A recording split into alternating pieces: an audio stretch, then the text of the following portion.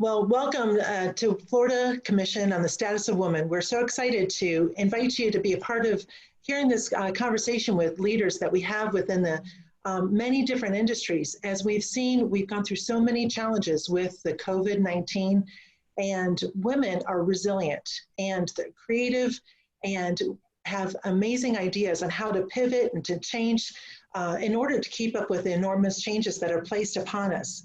We have some interesting facts that we'd love to share with you in this opportunity. Myself, my name is Karen Hoffman. I'm a commissioner appointed by Attorney General Pam Bondi. Each of us commissioners are appointed by different leaders within the state of Florida. And we have gathered some of those commissioners here tonight to share their areas of expertise on these issues that resonate with us. And so what I'll do before we get started, so you can hear from these great leaders, I want to go through and introduce the leaders that we have with us here. We have our chair, in fact, of the commission. That's Rita Craig, Commissioner Craig, and thank you for waving. Commissioner Craig, she is just a great leader with business. She was appointed by Commissioner CFO Jeff Atwater in 2016, but then reappointed by CFO Jimmy Petronas in 2019. She is the founder and president of Top Tier Leadership, which is headquartered in Palm Beach Gardens. And she has more than 40 years of global human resource experience, including nearly 25 years at a corporate arena, which is amazing. She's an award-winning international consultant, author, TEDx speaker, and leadership expert with extensive experience in strategic planning, leadership development, and managing multi-generations at work, talent management, diversity, coaching, and facilitation. So we'd love for you to welcome our chair, Rita Craig. Also, we're thrilled to have you. Also with us is Commissioner Jennifer Kennedy. Would you raise your hand there? Great. Commissioner Jennifer Kennedy of Lakeland was appointed to the commission in 2017 by Commissioner of Agriculture Adam Putnam. She is the director of the RISE Institute at Lakeland Christian School, focused on research, innovation, STEM learning, entrepreneurship with 6th graders through 12th graders students. We're thrilled to hear your insights into education, so thank you so much for being with us today. We also have with us Commissioner Dr. Madeline Butler. Would you please raise your hand? There you go, great. Commissioner Butler, Dr. Butler, was appointed to commission in 2017 by Commissioner of Agriculture Adam Putnam. She is an OBGYN from Tampa. She served as president of the Florida Medical Association and is a delegate to the American Medical Association.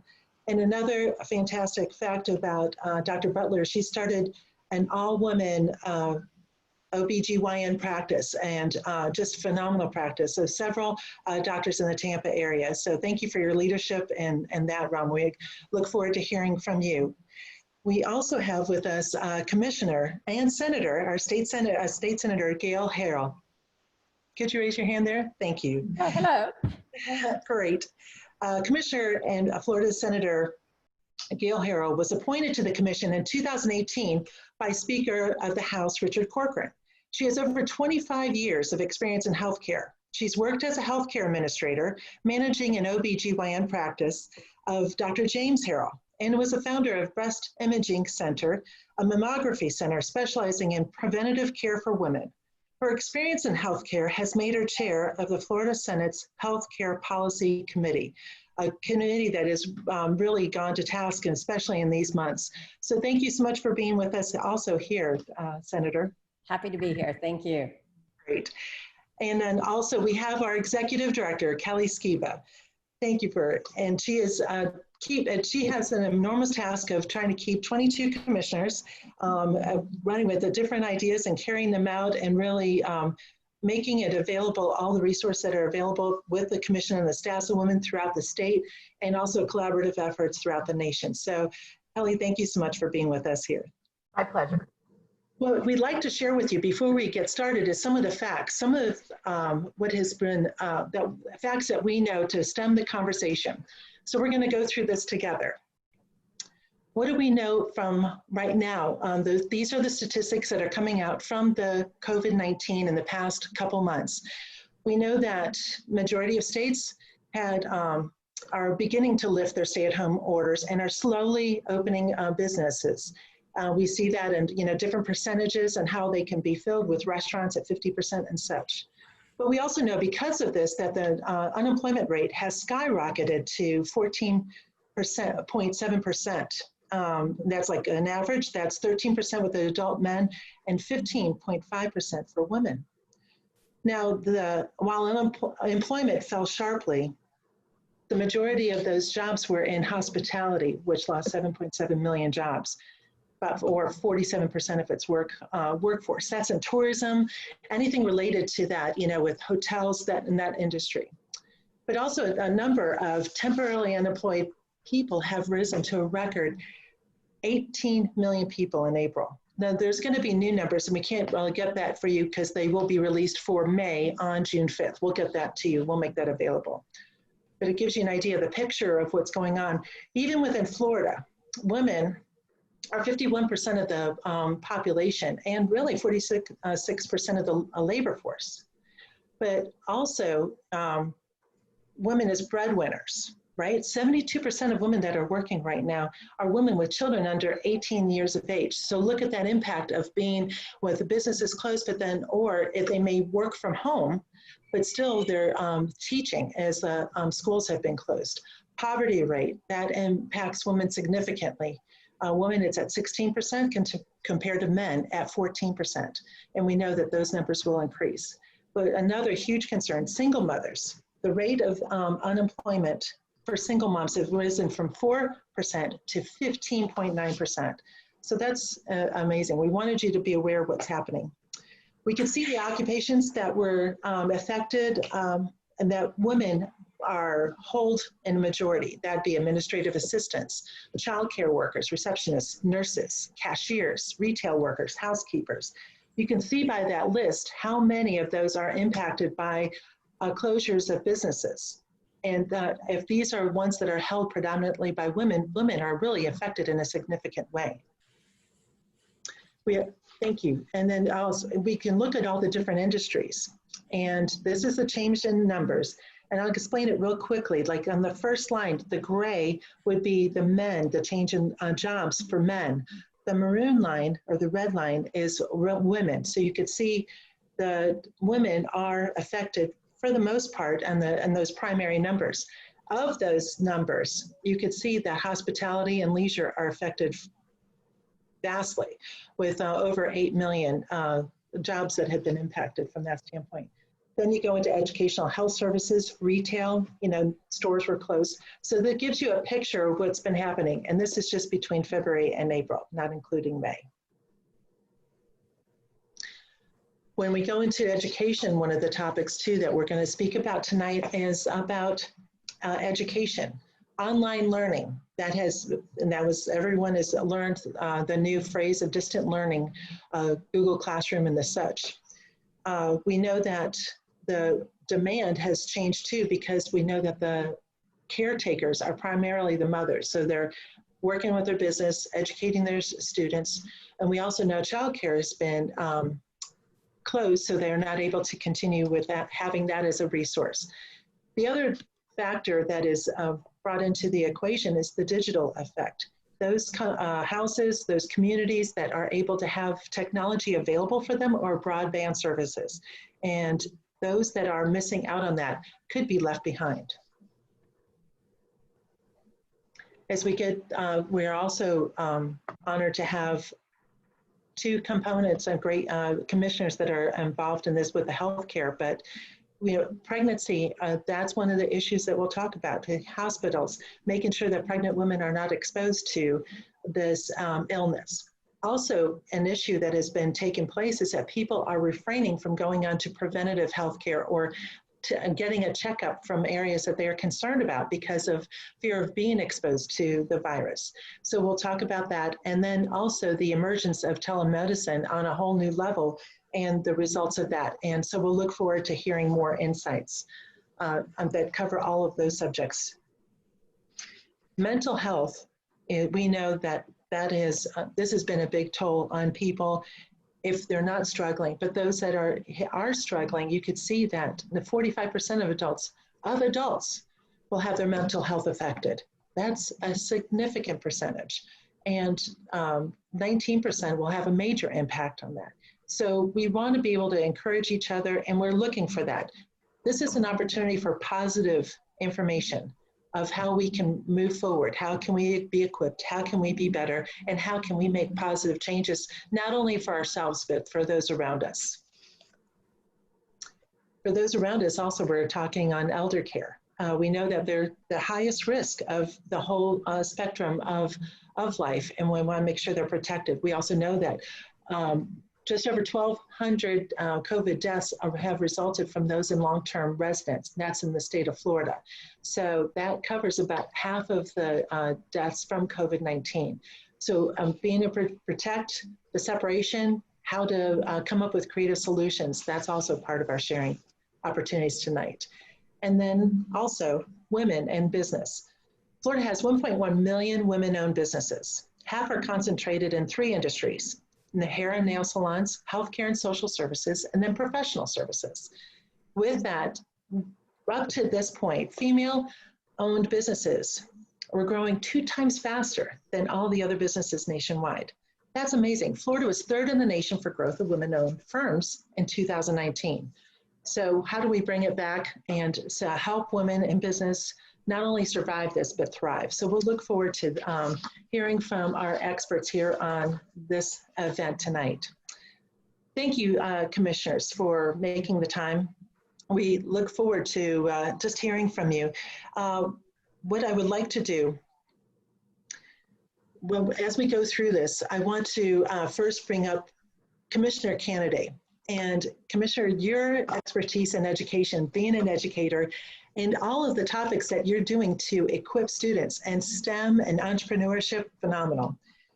We really appreciate that you're doing. So what are some of the dynamic changes that you've seen in the past months that have covered education? Because we know that as any educator, it's not just your communication, but you're in touch with educators throughout. What are some of the dynamic changes that you've seen from this? Well, as anybody who has been working with kids, if you have your own children, if you have kids living in your house, you are aware of some of the challenges.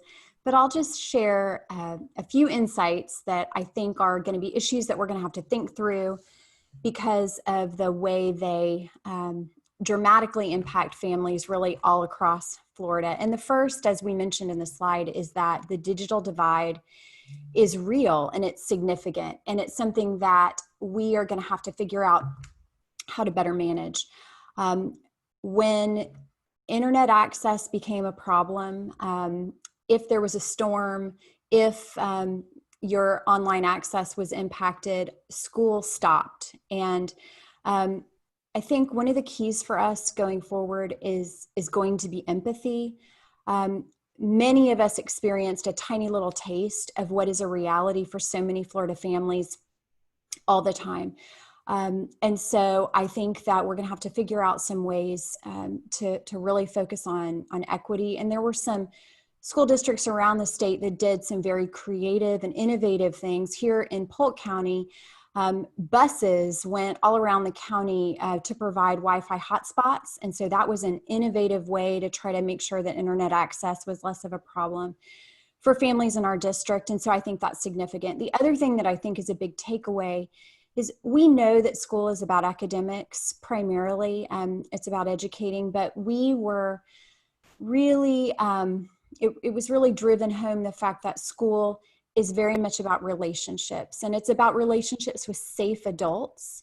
And school is about health and safety in addition to academics. And so we're going to have to think through going forward how we continue to build relationships and provide the aspects of life that schools deliver so well. Kudos to school districts all across the state of Florida who really focused on providing nutrition for families and coming up again with creative ways to make that happen. There's so many dedicated food service workers and support staff that really figured out how to make sure that kids didn't suffer because they didn't have breakfast and lunch at school. And then the third thing that I think is a real takeaway is that distance education is very hard for working families.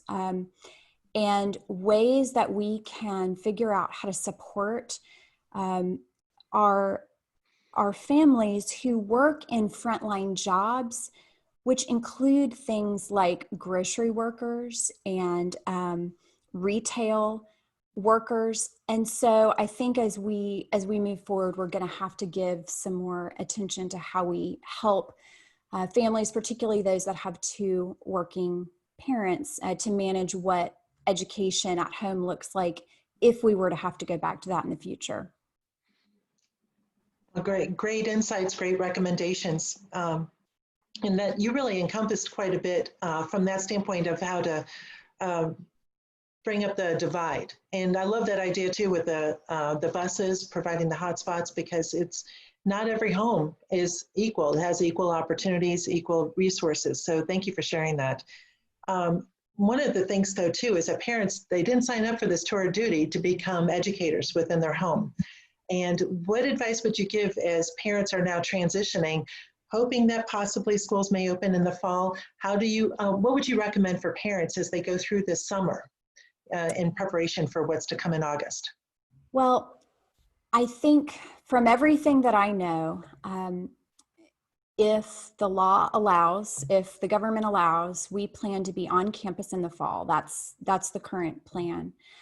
And I think that there are a couple of things that we can do as parents to help prepare our kids for whatever is to come. And I think this is just generally sound advice, regardless of the situation, but it's really brought home now. I think the most important thing that we can do is really focus on taking care of each other.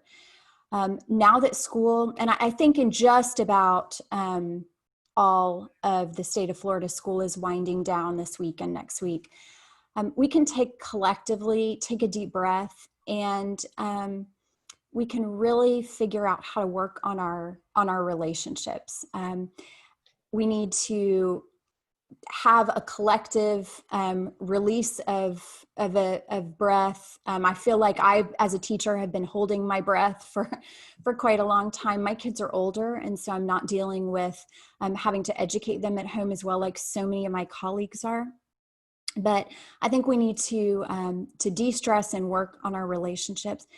I think we need to work on taking good care of our physical bodies. I think we need to get outside, and we need to get exercise, and we need to do the things that we can do, there is so little that we have control over, but we need to do the things that we can do to really support and nurture and encourage our families. And some of that is taking care of our physical selves. And then I think we need to work on, if we're going to work on our muscles in our body, we need to work on that muscle of empathy as well. And I think with everything that's happening all across our nation and our world right now, we really, I think, can give some focused attention to empathy, to helping kids to think about things from the perspective of others, whether you're being mindful of those that are stuck in nursing homes without visitors, or whether you're being thoughtful about your neighbor next door who lives alone. I think there are ways that we can reach out in grace and empathy to our neighbors. And I think that'll go a long way over the summer to prepare us for whatever is to come. Fantastic advice to be, which is turn into really a caring state and a caring nation, caring for one another. Absolutely. That is really great. And with your, I love the idea too, is like take care of yourself, because there's a lot of demands on us, but we can easily put ourselves aside, but just making sure that we can take care of ourselves so we can take care of others. Thank you. That is phenomenal. And you also, real quick, you have your entrepreneurship program. And so what would you kind of recommend, any tidbit that you can give us on entrepreneurship? Well, kids are spectacularly adept at finding the missing piece, the thing that we didn't know we needed. And so, you know, my best advice to entrepreneurs all across the state is to listen to your kids, because they usually, they have some really astounding ideas. The final project for my students this year was, I gave them $1 million budget, and they had to come up with a business concept. And a couple of them use virtual reality to do school. If in fact we had to do something like this in the future, they thought virtual reality would be a great way to be able to see the world with their classmates. So I don't know if there are any venture capitalists out there with a spare. I don't think $1 million would quite cover it, but kids always have great ideas. Oh, that's astounding. And look into them as a resources for that. Fantastic. Thank you so much for that. Absolutely. As we move forward, I want to go to Commissioner Butler. And raise your hand again there so we can see you. Perfect. Healthcare is just, that's first and foremost. That's where we're at. That's what we're thinking. We become pseudo-scientists of sorts, of what we've learned and understood, and we're talking about with our friends. But can you share with us tonight the impact on women's health? What is that, the changes that you've seen within your practice, and just giving some ideas. We know that there's women that have been a little more skittish. What is it about babies and deliveries? If you could just share with us your experiences and your insights right now regarding that, that'd be great. Well, actually, Commissioner Kennedy provided an excellent springboard for me, because it really is all about mind, body, and spirit. And what we know is that there's a lot of anxiety right now. We know that our mental health professional colleagues are to the max, on the brink as far as patients and having to do interventions with people. There are a lot of patients that are very anxious to access the healthcare system. And I do want to provide reassurance in that we are safer than ever. I think that offices, clinics, hospitals have really gone above and beyond to make sure that we are putting everything in place as far as sanitation, wearing masks, doing everything possible, even establishing special COVID units. Luckily, throughout Florida, we've had a couple of hot pockets, but we haven't had as bad an experience as far as overwhelming ICUs like we've seen in New York and other parts of the country. So I think that's all good. For our pregnant women, I can also reassure them, because coronavirus and pregnancy, we found not to be as serious as coronavirus, for example, in the susceptible, like our elderly, our people with diabetes, chronic heart disease, etc. So it becomes our collective responsibility to help these people by social distancing, by providing them what they need. If we know that there's an elderly person without family members, to help them access food, healthcare, etc. Also, some of our elderly aren't aware about the opportunities for telehealth. So if you are one of those high-risk individuals, you should still seek care. We're seeing a lot of people that are anxious about going to get the care that they need, and there are lots of opportunities to access that care. However, the elderly may not be as familiar with technology, and that's where we can also be of help by helping them get online and access a healthcare professional. We're seeing a lot of impact with domestic violence. I already mentioned a lot of mental health issues. And I think that our mental health professionals are also there, ready and willing to provide telehealth services, but also it is safe to access those facilities. A lot of times they allow you to wait in the car, and they text you when it's your time. So you don't necessarily have to expose yourself to get these services. Also at the hospitals, they are limiting exposure by allowing, if you're pregnant, for example, going to labor and delivery, you have one support person allowed during the entire time. They're not having the entire extended family coming to visit. So that further creates some anxiety on the one hand, but it further reduces your risk. So I think those things are very important in thinking about this whole pandemic, especially as things open up. We have to use good common sense. I would wear a mask in public. We know that the mask is not 100% preventative. Nothing is, other than just staying at home and having no contact with anybody, which is not feasible. So I think that things are turning around. I think that we have to continue to be vigilant into the fall. when the virus could mutate, but it could mutate for the better. It could be more virulent or it could be less virulent. So I think that, you know, we can look at either the glass being half full or half empty, but we do have to be vigilant. And I think vigilance is a key term for going into the fall.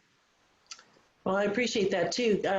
When you go into, you're talking about the fall, there's some people that made me more concerned about doing the normal checkups or addressing some of those issues that are cropping up. As a doctor, what are your recommendations? Is it better for me to wait a bit, or is there a pathway for me to get something checked out? As a doctor, how do you recommend? I think you should never wait when you have a healthcare concern. The other thing that I recommend to patients is getting their flu shot this fall more than ever. Because although it would be rare, if you get the flu and COVID at the same time, especially if you have any other active medical problems, that would be very, very serious. So now more than ever, and we're also seeing that if you get the flu shot, you may get a little bit of an immune boost that will protect you against corona.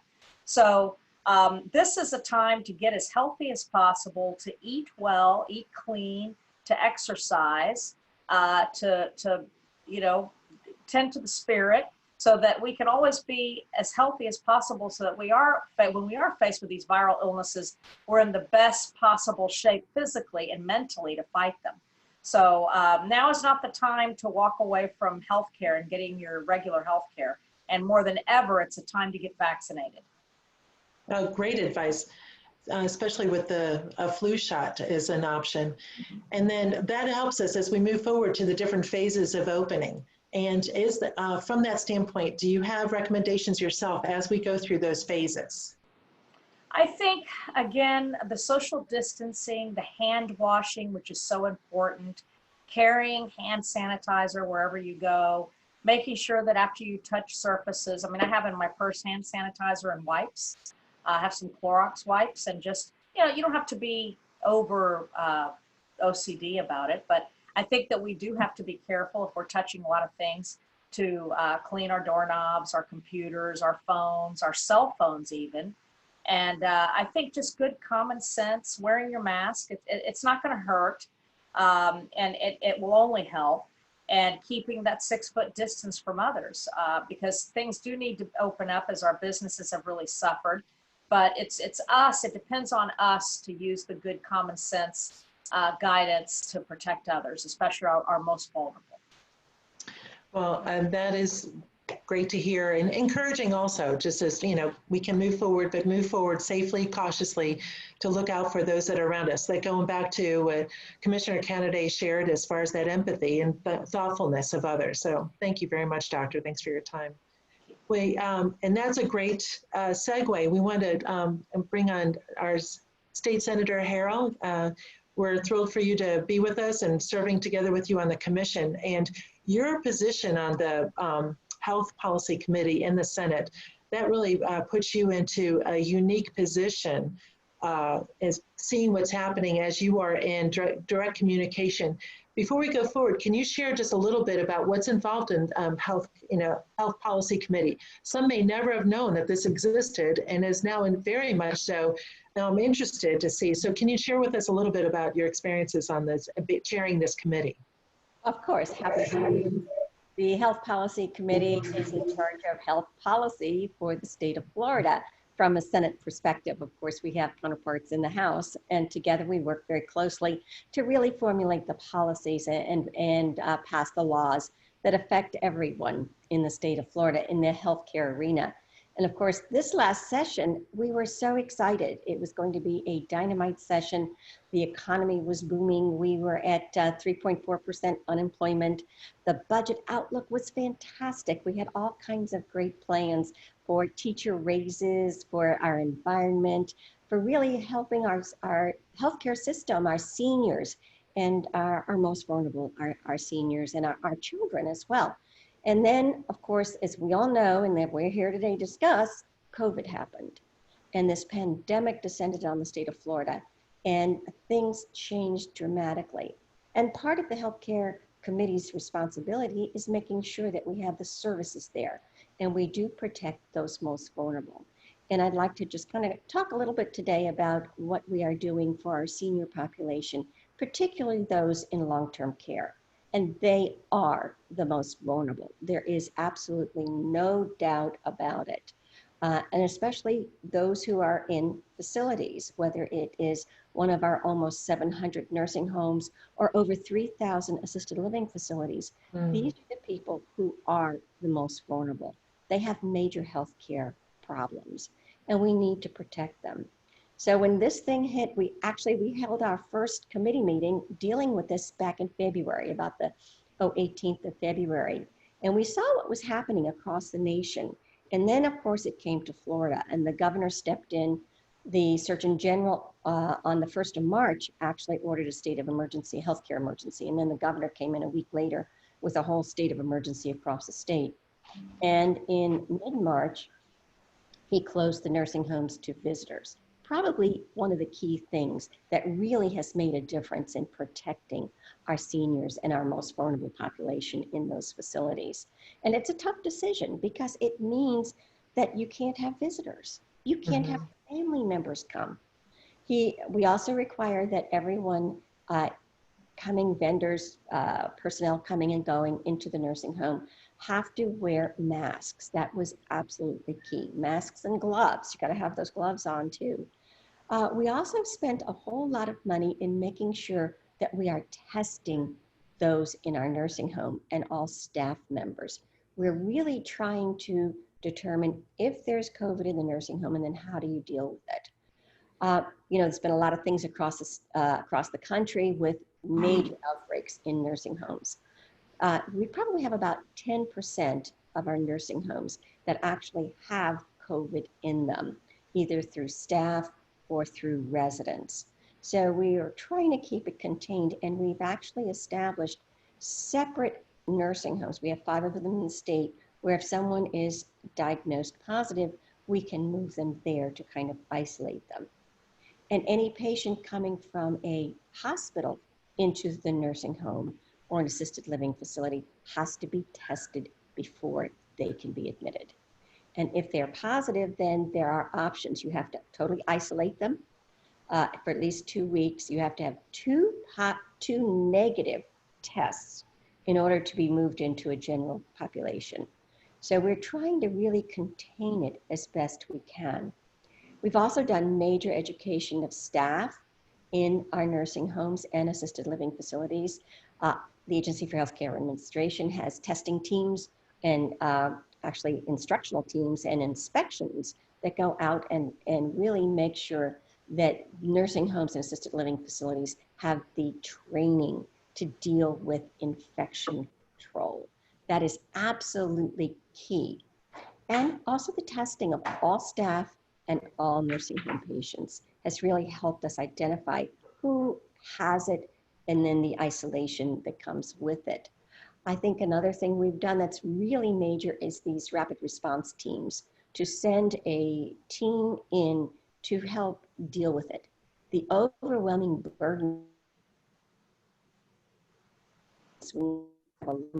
in one nursing home that has, it's huge. We've also made sure that we have the PPEs and have made sure that we have over 10 million masks have been disseminated throughout the nursing home and assisted living facility. We want to make sure that every nursing home, every assisted living facility has the wherewithal to take care of those patients appropriately and protect other patients.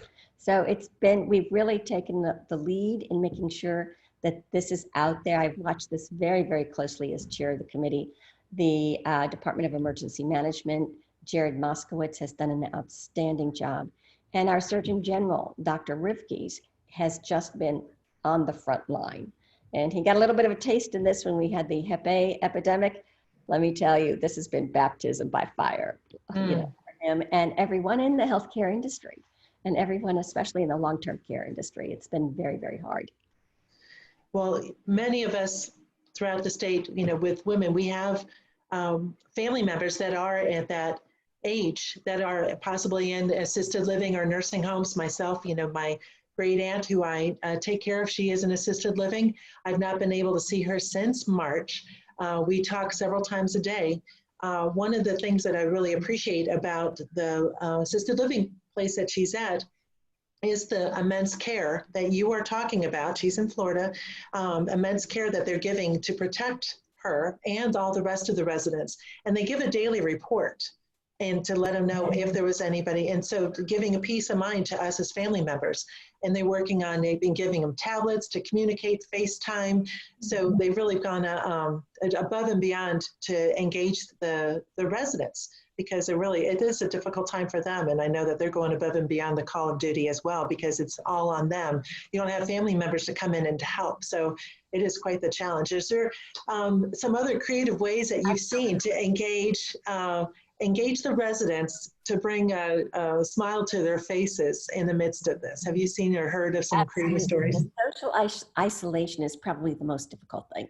And those family members not being able to come in and really see their loved ones and be part of it. So it's amazing what all our assisted living facilities are doing. The state has actually given them iPads or various devices for them to be able to communicate with family. It's true. And this good old cell phone is a wonderful thing. And FaceTime, I FaceTime my grandkids all the time. It's wonderful.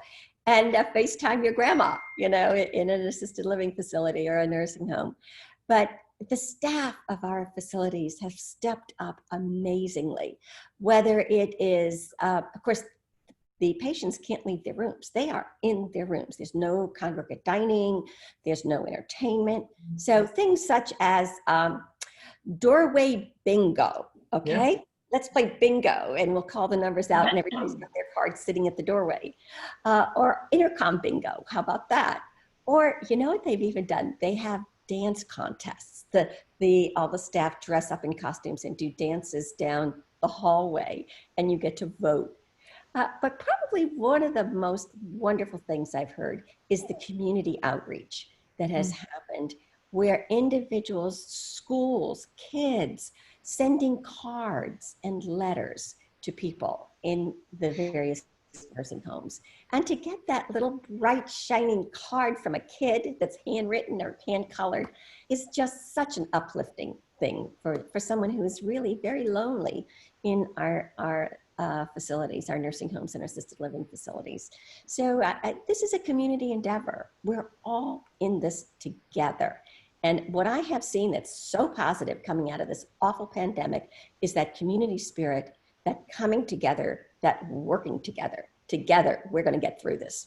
We value the fact that the state values how important our most vulnerable are.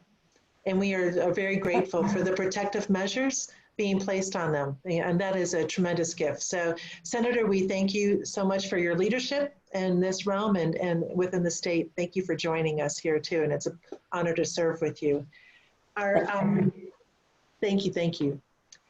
Also tonight, I want to introduce the chair of our commission, Chair Rita Craig, Commissioner. She has just really been a phenomenal resource with her business. And so many women within the state of Florida are in business, or entrepreneurs, or leadership within their corporations. So we really want to turn to you and be able to pick your brain tonight from all of your experiences, international and within corporate, or even for small businesses. I mean, you have seen this as a challenge like none other, and very creative. I'm asking you if, businesses have had the rug pulled out from underneath them. But right now, can you walk us through a process that a business might need to go through in order to not only survive, but to really thrive on the other side of this?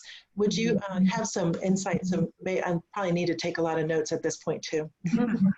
Sure, we've been out this for a couple of months now, and I think all of us have seen every kind of business being effective, and some that have done a better job than others at changing and turning this chaos into an opportunity, and I think that's critical. But there's several things I think companies need to do. The first thing, and it's easy to say, is don't panic. If you're panicking, chances are you're going to make inappropriate decisions. And you heard from the Dr. Butler and Commissioners Kennedy and Harrell about the importance of healthcare and education and so on. I've seen people do that, so please try not to panic and take care of yourself. You know, still get up in the morning, still have a schedule, have things you want to get done, and so that at the end of the day you can check off that you actually made some progress on your list. Finances are critical. There's no way about it. If you're a small business, medium business, or large business, you need to take a look at your budget and make some tough choices. If you're an individual contributor, you have your own business, self-employed, then you might find yourself in a position where you have no contracts whatsoever. And we'll talk a little bit more about how you need to pivot. But if you have employees, I think it's very important that you send a message that they are the most important right now. I think we're at the phase where safety and security is where people are at. It's not a time right now to market and sell, especially hard sell. I think it's a turnoff. But we'll get there. We'll get there. And depending upon where you are in the state, it might be appropriate. But I'm in the southern part of the state, and we're certainly much more into safety, security, making sure employees are safe at home, and some hopefully will be transitioning them back. So that's going to cause you to look at what your policies are. Do you have good COVID policies in place?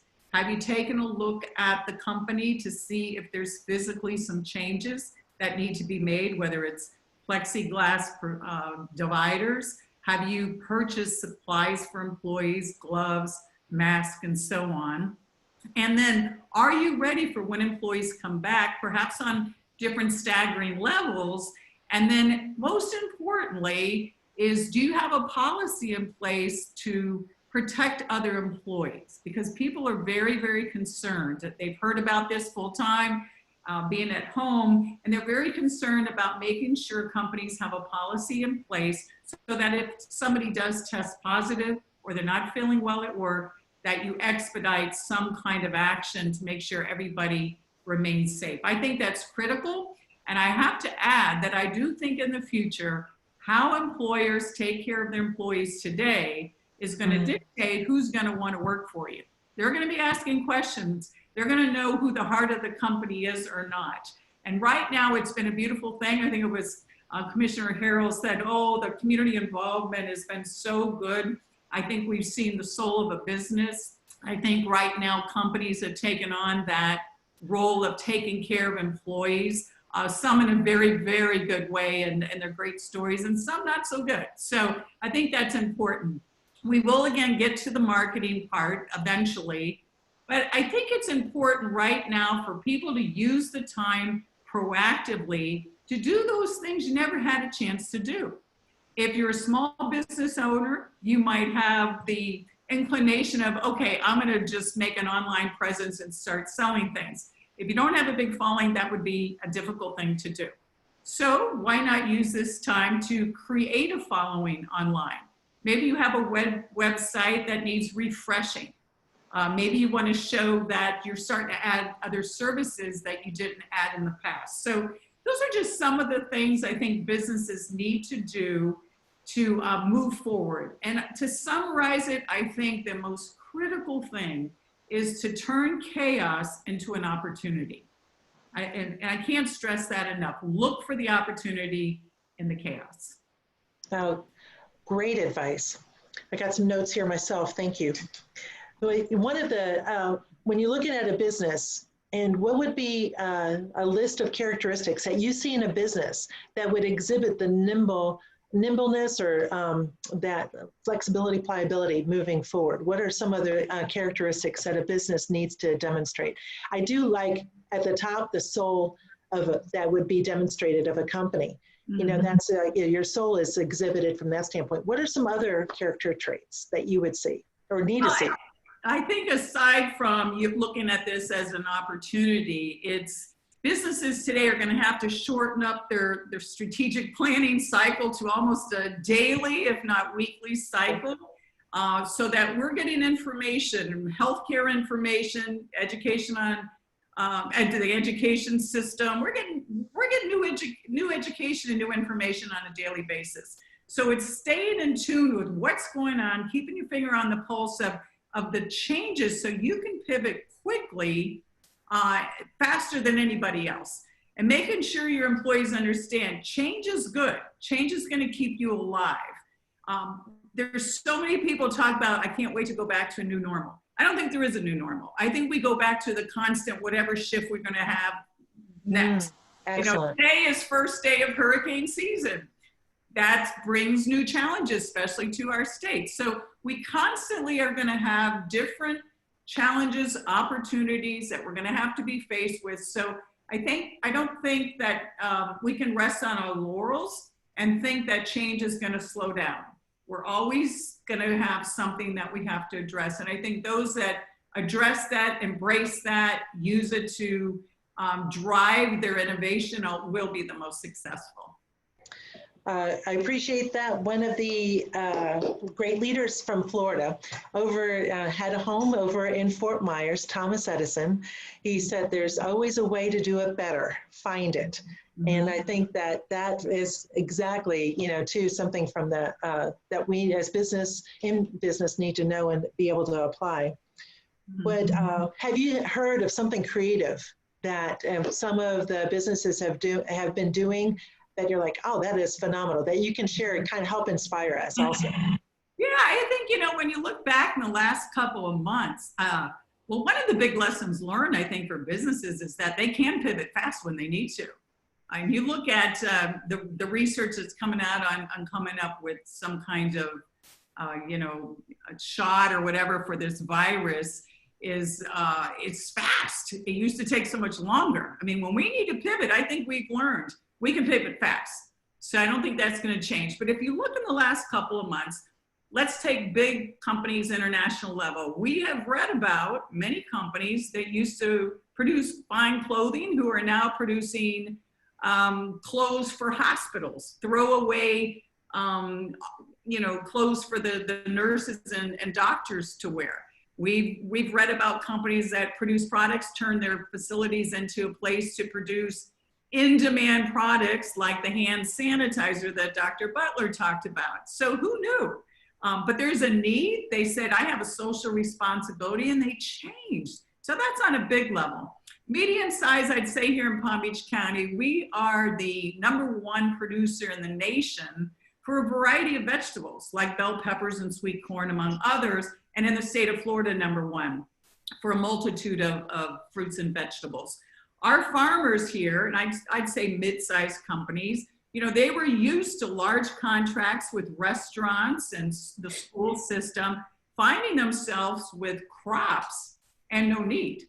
So they pivoted, and they were boxing them up, and lines of cars would come out there, pop their trunks, and be able to directly get from the farmers the food they needed.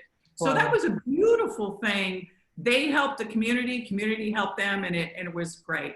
On a local level, small business, I happen to know a woman downtown West Palm who's a photographer who, as you can imagine, her business went away overnight because weddings and so on were all canceled. However, she knew how to sew. So she has sewn now over 800 masks. In the beginning, gave over 200 of them away to hospitals and people who needed them. And now she's selling them and giving part to charity, but she needs the money herself. And hats off to her. She got on Facebook, didn't cry, told her story very authentically. And so she moved forward. So I think people are getting very industrious and supporting one another. And I think moving forward, that's where it's at. Women are creative and innovative, encouraging to one another and seeing a need. So now is really a phenomenal time for women to shine in an amazing way, to become leaders and not retract, but really to move forward boldly. So each of you have shared just great insights to encourage us, to give us ideas on how to be better. And we really thank you for this sage advice. The Florida Commission on the Status of Women is also really committed to hearing from women throughout the state of Florida. And we have provided the survey. And what I'd like to do is I'd like to turn this portion over to Kelly Skiba, our Executive Director, to really set the stage with the survey. So could you help us with that and make it available? We would love every woman in the state of Florida to participate in this, because we want to be able to use this data to help inform our legislators like Senator Harrell and others within, and our governor as they're making decisions. But Kelly, I'd love to hear from you. Can you share with us? Yeah, absolutely. And thank you all so much for sharing such great wisdom and information. I think this is exactly what women need to hear. And I want to follow up with a little bit of what Commissioner Craig said, that so much of this information is changing on a daily basis, a weekly basis. We are just inundated with new things and changes and things that are happening. So the commission has two things we want to make women aware of. Number one, on our website, we have launched a COVID-19 webpage solely dedicated to resources and information that women can find on COVID-19. We are updating that all the time. So please check our website, FCSW.net. If you have any questions or want to do research or data, it is www.fcsw.net. There we go. Just so everybody can see that. Thank you. We want to do, most of you may know that we just wrapped up and released our Voices of Florida Women report. We traveled the state over about 6 months and heard from women from many communities about the issues important to them and their families. And that was from June until we wrapped it up in January, right when COVID-19 hit. So of course we realized that things have changed dramatically since we heard from women and we did our initial survey. So we are launching a new survey, a follow-up survey. It's not going to be open very long. You can go to our website, fcsw.net, and follow a link from our homepage. We're going to leave it open until June 15th. It's very short. It only takes about less than 10 minutes to fill out. But we want to know about the impact that this pandemic has had on women and families in the state of Florida. We see from the statistics that women have been disproportionately impacted, and we want to be able to have some real data to present to our leadership on the local and state level so that they know how to move forward. And I suspect that we will have more of these in the future, as you know, over the next few months as we go through different stages of recovery from the pandemic. So please check in with us and stay in tune to our website, because we will keep communicating with you through that system. Great. Thank you so much, Kelly. And I want to thank each one of you for making the time for sharing. We look forward to doing more of these to communicate. We want to hear from each of you women from around the state of Florida, because we want to bring that. It actually will be heard by legislators throughout, and those that are decision makers and even in businesses. So it is a part of the equipping process. Women are key to this, to the state of Florida's success, to our families, to our children. So we can't thank you enough for all that you do. Thank you, fellow commissioners, for your time tonight, and we look forward to future conversations. You all have a great evening. Thank you. You too. Thank you.